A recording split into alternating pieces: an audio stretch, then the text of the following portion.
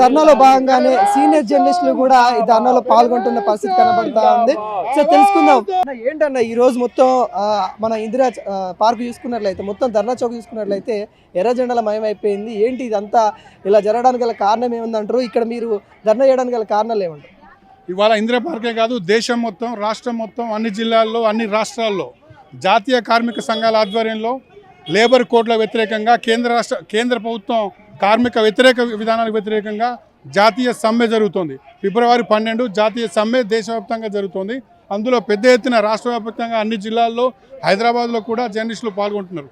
దీనికి కారణం ఏంటంటే కేంద్ర ప్రభుత్వాల విధానం, కార్మిక వ్యతిరేక విధానాలు, మోడీ ప్రభుత్వ ప్రజా వ్యతిరేక విధానాలు. ప్రధానంగా కార్మిక చట్టాలకు సంబంధించి చూసినప్పుడు 29 కార్మిక చట్టాలను రద్దు చేసి 4 లేబర్ కోడ్ల పేరు మీద కార్మికుల, కర్షకుల, జర్నలిస్టుల, ఇతర సామాన్య ప్రజల హక్కులను, సంక్షేమ పథకాలను రద్దు చేసింది.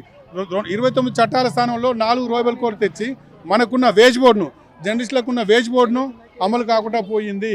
ఉన్న జర్నలిస్టులకు ఉన్న 2 చట్టాలు, వేజ్ బోర్డు, పిఎఫ్ యాక్ట్, ఇట్లాంటివన్నీ ఈ సందర్భంగా రద్దు చేశారు. దీనివల్ల జర్నలిస్టులకు ఉన్న కాస్త వేతనాలు కూడా తగ్గిపోయే అవకాశం ఉంది.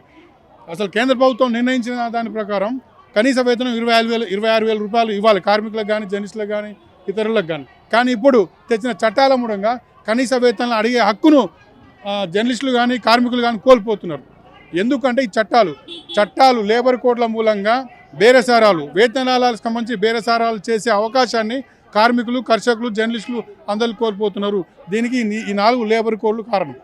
అంటే ఏదైనా కానీ ప్రజల కోసం చేయాలి, చట్టాలు మార్పు కావచ్చు, లేకుంటే ఏమైనా రద్దు చేయాలన్నా కానీ ప్రజల మేలు కోసం చేయాలి. ఇక్కడ ప్రజలను ఇబ్బందికరంగా చేసే విధంగా ప్రభుత్వాలు ఎందుకు నిర్ణయం తీసుకుంటుందంటే ఏం చెప్తారు? ఇక్కడ దేశంలో కార్పొరేట్ అనుకూల విధానాలు కేంద్ర ప్రభుత్వం అనువదిస్తున్నది. పెట్టుబడిదారుల కోసం కేంద్ర ప్రభుత్వం, మోడీ ప్రభుత్వం పనిచేస్తున్నది. ఈ నేపథ్యంలోనే ఈ చట్టాలను రద్దు చేసి వాళ్ళకు అనుగుణంగా, అదానీ అంబానీలకు అనుగుణంగా చట్టాలను రద్దు చేసి కార్మికులను తొత్తులుగా, బానిసలుగా మార్చుకునే విధానాన్ని తీసుకొస్తున్నది. దీనికి వ్యతిరేకంగా మనం పోరాడుతున్నాం. ఇంతకుముందు మీరు అడిగారు, జనరల్గా సాధారణంగా ప్రజలకు మంచి చేసే చట్టాలు రావాలని. ఇక్కడ దేశంలో మతం పేరిట, ఇతర రకరకాల పేరిట జనాన్ని మోసం చేస్తూ, అన్యాయం చేస్తూ కొత్త చట్టాలు తెచ్చి కార్పొరేట్ పెట్టుబడిదారులకు అనుకూలంగా చట్టాలు తెస్తున్నది. ఈ నేపథ్యంలోనే ఇవాళ దేశవ్యాప్తంగా కార్మికులంతా రోడ్డెక్కారు. ఈ నేపథ్యంలో కార్మికులకు అండగా జర్నలిస్ట్ సంఘాలు కూడా నిలబడుతున్నాయి. జర్నలిస్టు చట్టాలు కూడా రద్దు కాబట్టి ఈ నేపథ్యంలోనే రోడ్ ఎక్కడం జరిగింది. మేడం చెప్పండి, అంటే మహిళలకు సంబంధించి కూడా చాలా వరకు కూడా ఏదైతే వర్క్ చేసే ప్లేస్లో కూడా సేఫ్టీ భద్రత కూడా సంబంధించి కూడా మనం ఇందులో అంశాలు అయితే చూస్తూ ఉన్నాం. ఒక మహిళా జర్నలిస్ట్గా ఎలా చూస్తూ ఉన్నారు? కేంద్ర ప్రభుత్వ నిర్ణయాన్ని ఏ విధంగా మీరు చెప్తారు? ఖచ్చితంగా కేంద్రం ఏవైతే 4 లేబర్ కోడ్స్ తెచ్చిందో ఖచ్చితంగా వాటిని వెనక్కి తీసుకోవాల్సిన అవసరం ఉంది. పేరుకు మాత్రమే మేము 8 గంటలే పని దినాన్ని చెప్తా ఉన్నారు. కానీ ఇన్ ప్రాక్టీస్లోకి వచ్చేటప్పటికే 8 గంటల పని దినాలు కావు. ఖచ్చితంగా ఉదయం నుంచి సాయంత్రం వరకు గొడ్డు చాకరీ చేస్తూనే ఉన్నారు. ఎక్కడైనా పని చేయకుండా ఇన్ టైంలో పని చేయకపోతే ఏ మేనేజ్మెంట్ ఒప్పుకోదు. పేరుకు మాత్రమే మేము చాలా బాగా, అంటే మేడిపండు చూడు మేడమైండు పురుగు, పొట్ట విప్పి చూడు పురుగులుండు, అలానే ఎన్ని లొసుగులు ఉండాలో ఈ 4 చట్టాల్లో అన్ని లొసుగులు ఉన్నాయి. ఖచ్చితంగా జర్నలిస్టులకు కూడా ఇవి నష్టదాయకమైనవి. పని ప్రదేశాల్లో కూడా ఖచ్చితంగా సేఫ్టీ భద్రత అనేది ఖచ్చితంగా ఉండాలి. అది ఆ కమిటీలని ఖచ్చితంగా మేనేజ్మెంట్లు వేయాలి మహిళలకు సంబంధించినవి కూడా. దీనిగా మా యూనియన్గా మేము ఈ 4 చట్టాలను వ్యతిరేకిస్తున్నాము. వీటిని వెనక్కి తీసుకోవాలని కూడా డిమాండ్ చేస్తున్నాము. అంటే దీంట్లో అంటే ఏదైతే వృత్తిపరంగా పనిచేసే ప్లేసెస్లో 8 గంటల కంటే ఎక్కువ కూడా చేస్తూ ఉన్న మహిళలు ఉన్నారు.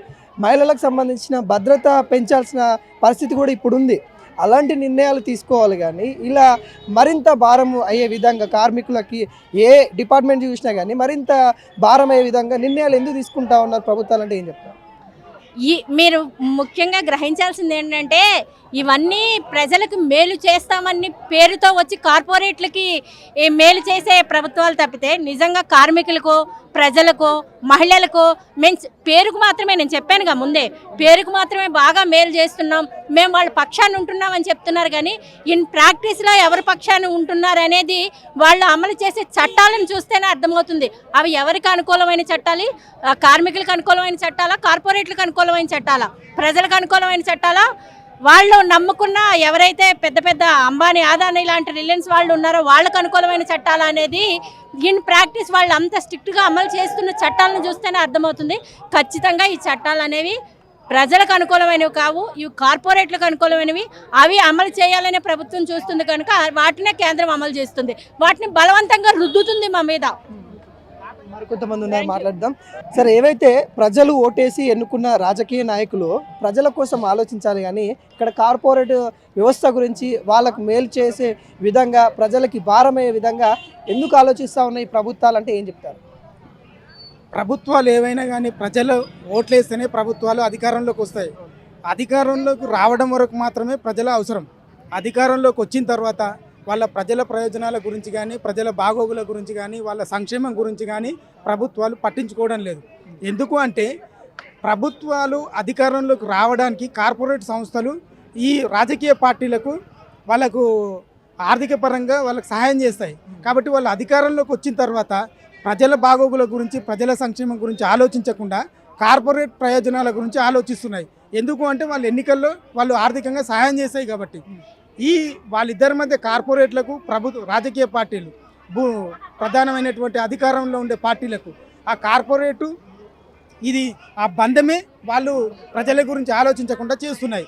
ఆ విధానాలు ఏవైతే ఉన్నాయో కార్పొరేట్ అనుకూలంగా చేసే విధానాలు ప్రభుత్వాలు తీసుకునే విధంగా ప్రోత్సహిస్తున్నాయి.